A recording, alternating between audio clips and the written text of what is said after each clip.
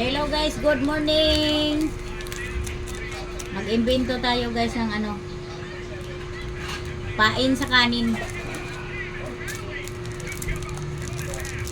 Tinanong ko yung aking mga alagad, yung aking mga apo kung ano na naman gusto nila. Pansit canton daw. Kaya ayan, nagluto ang inyong lingkod ng pansit canton.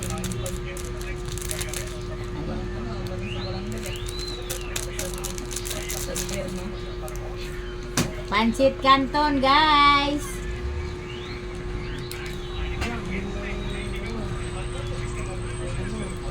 Kasi kailangan natin tanungin sila kasi baka mamaya kung ako lang may gusto, ako na kakain lahat. Tapos na ako magbugas. Okay, salamat. Naghugas rin guys yung aking ayan guys, si Bantayin. Pasensya na guys, may nakasampay pa pala oh.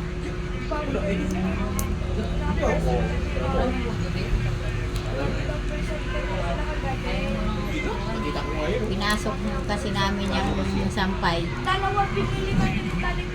Yung pasyente ko guys yan oh. Kagabi pinuyat na naman ako niyan.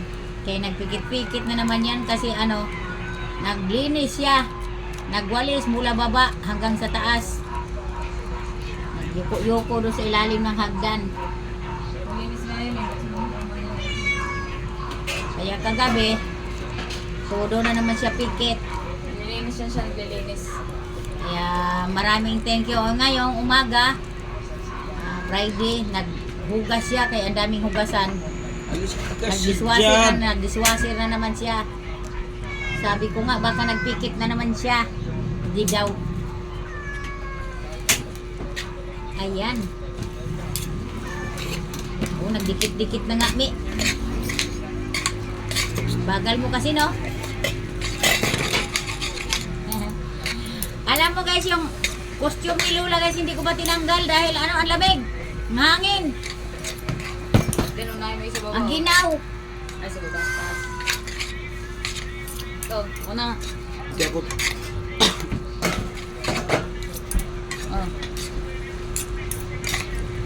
Parang tumawala, oh. Ayan.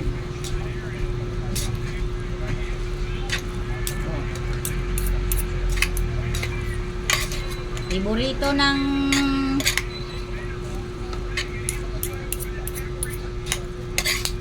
kabataan lang. Damihan mo, damihan. Ang lakas ng hangin dito sa amin guys, oy, ang lamig. Kaya hindi pa ako nagtanggal ng O yan, yung lipad-lipad ng buhok ko. Ano lang yan, hangin.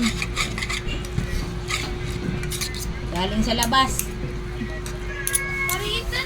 Ayan guys, pakainin ko na yung aking mga apo. Maraming salamat.